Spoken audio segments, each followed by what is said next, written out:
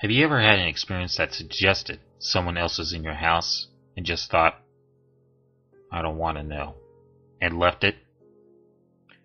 Sometimes fear of the unknown just seems like the preferable option than facing a real, concrete danger.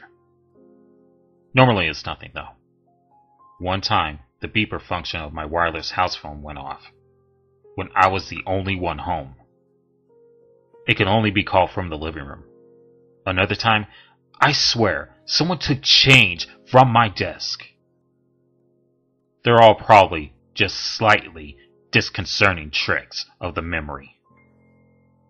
But what would you do when something truly suggestive happens? Would you run? Or just ignore it, like I did? Last Monday was a normal day. Got up, brushed my teeth, changed into my school clothes. All little parts of my morning ritual. It seemed like it would be another totally unnoteworthy day. Until I saw the strings. There were 3 or 4 thick twine strings in my room. They crisscrossed between the walls around my bed. One attached to the door as well. No way would I have missed them before. I should have tripped over them. They were tied to pins in the walls, which had also not existed before 10 seconds ago. Nobody could have been in my room while I was in it, let alone set this up. It was early, and my brain wasn't processing correctly. I simply discredited the sight, untied the strings, and left for school, leaving them balled up on my desk. It didn't get any better later. Outside my house, there were hundreds of them, tied between houses, around cars, across streets. This had to be some super elaborate prank. One of those hidden camera shows or a comedy improv blog. They had gotten everyone else to play along. Passers-by were tangled in them, tying them to objects they were walking towards and away from, as if they had been and were continuing to follow the course laid out for them. I nervously continued my journey to school. On the bus, everyone except me was tied to the door. At school, groups of friends were tied to each other.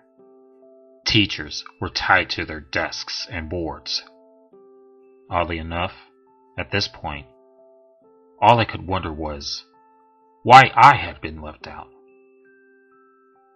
When my friend Lucy sat down beside me in first period, she simply plonked her bag down on my laptop and rested her chin in her hand, looking right past me to the window outside. Hey, Lucy. No response. Oh, come on. I didn't expect you to be in on this too. She sighed and started taking books from her bag. All the books were tied to her hands. I grinned and yanked one of the strings off a book. She didn't seem to notice. Instead, simply disregarding the book completely, letting it drop onto the floor without a moment's hesitation.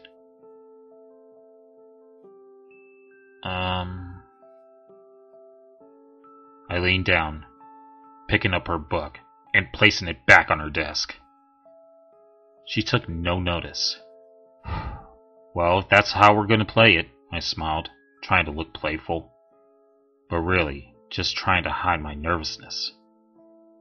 I bundled all the strings attached to her together with one hand, then pulled them all free. She blinked, turning to stare at me. Holy crap, Martin. You're like a ninja or something. I've been sitting here for maybe 10 minutes. I smiled again, relieved my friend had finally noticed me.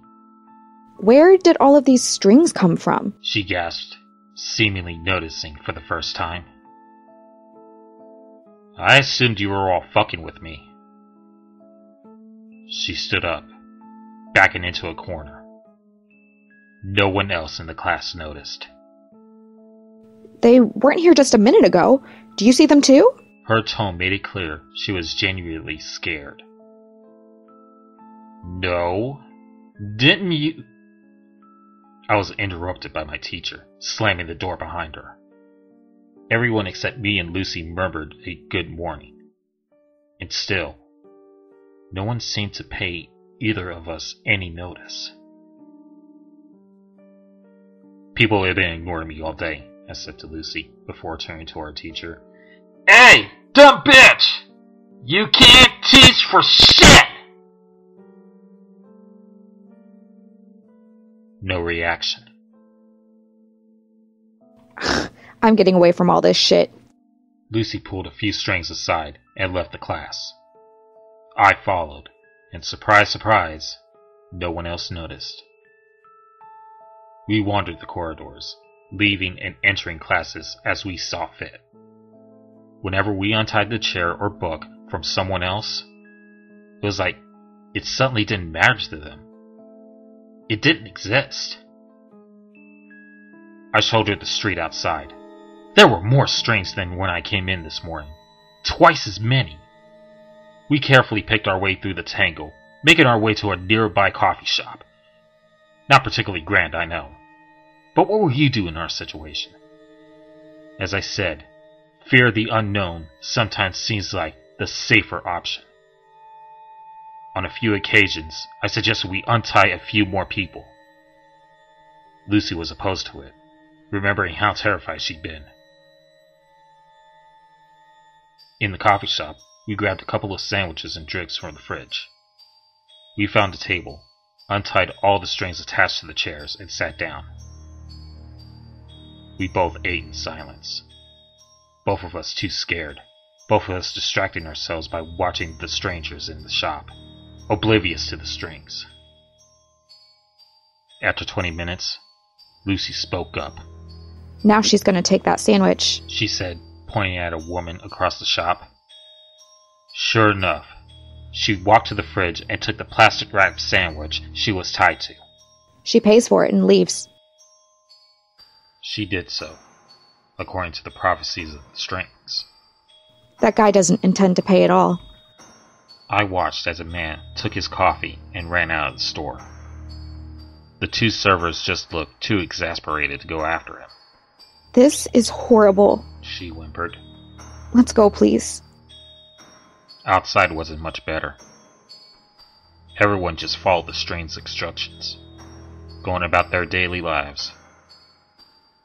Lucy announced she was going home to sleep this off, and I agreed to walk her home. She only lived 10 minutes away. Away from the busier part of town, there were fewer strings. It was nicer. We could pretend it wasn't happening.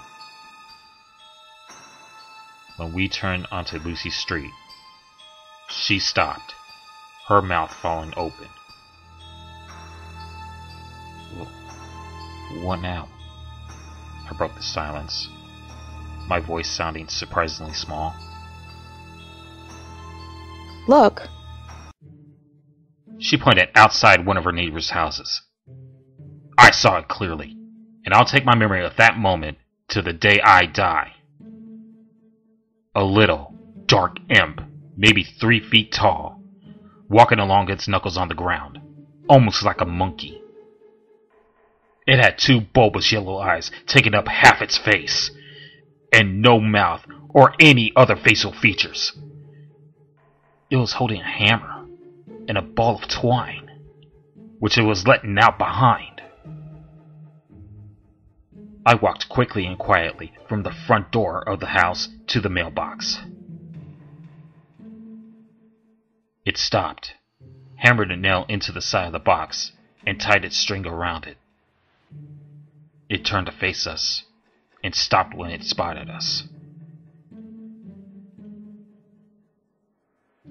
My bottom jaw fell out even further than it had already been. But it just stared with a look of surprise and curiosity. You can almost say it was the more frightened one. Suddenly it beckoned to us with its tiny hand. I looked at Lucy. She hadn't moved. I looked back at the imp, which stared at me. I halved the distance between us, then halved it again. This wasn't fear of the unknown anymore. It was fear of this little guy. Didn't seem like anything to be scared of. When I was a meter away from it, it extended his hand.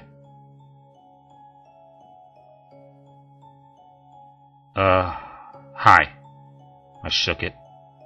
It nodded in approval, blinking its massive yellow eyes at me. So you're the ones in charge of the strings.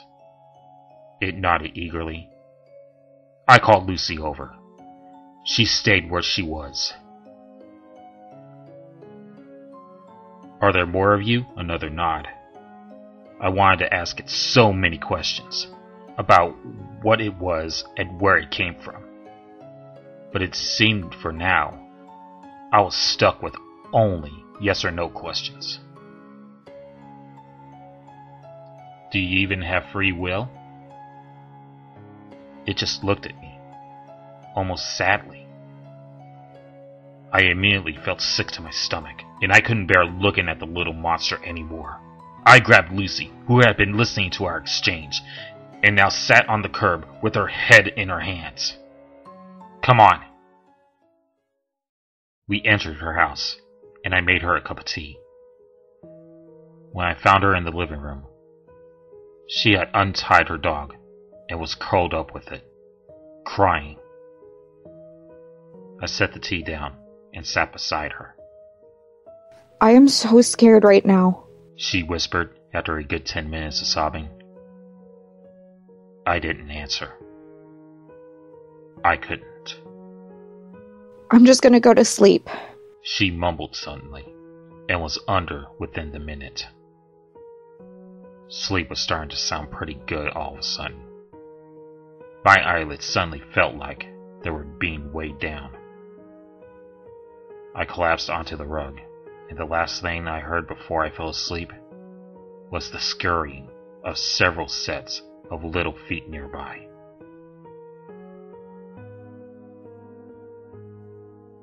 I felt much better the next day, as if the whole affair had been a dream. I probably had believed that if I hadn't been awoken by Lucy's mother that morning, wondering what I was doing sleeping over without permission or something. Over breakfast, Lucy asked me why I looked so pale and nervous. I turned to her and smiled, mumbling something to her about feeling sick. But the truth was, I was scared because I couldn't see any strings, and was wondering whether my actions were truly my own.